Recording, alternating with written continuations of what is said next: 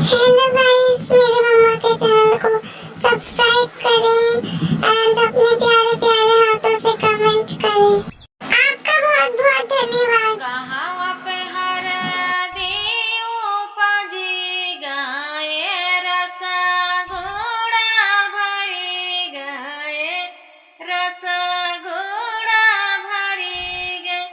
कहाँ पे हर दियो पाजी गाए रसगुड़ा भरी गए, रसगुड़ा भरी गए।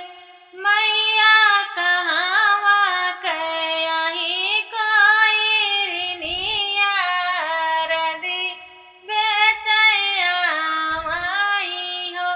मैया कहावा कयाही कोई निया रदी बेचैया माई हो। मैया कहावा कयाही कोई निया हरदी बेचैया माई हो। यूपी के हरदी उपजी गए, रसगुड़ा भरी गए, रसगुड़ा भरी गए।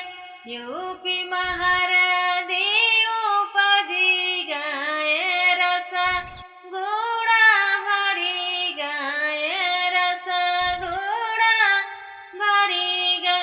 अरे यूपी कयाही कोई निया हरदी बेचैया माई हो।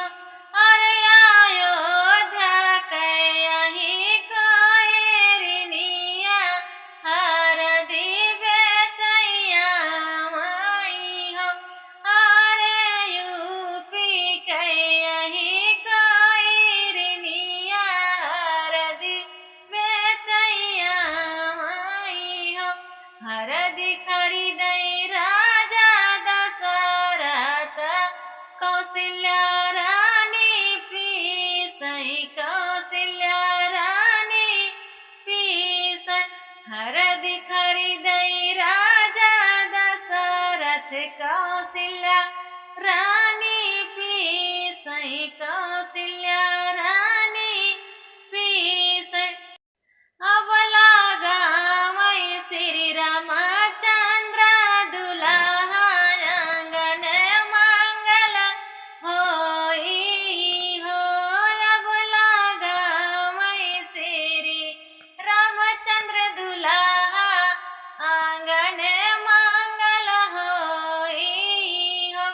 हरदी चढ़ावे वृप पंडित, सखी मंगल गावई, सखी मंगल गावई। हरदी चढ़ावे वृप पंडित, सखी मंगल गावई, सखी मंगल गावई। बाहर सई कौशल्या रानी कै जियारत, रही रही बलैया लियई हो।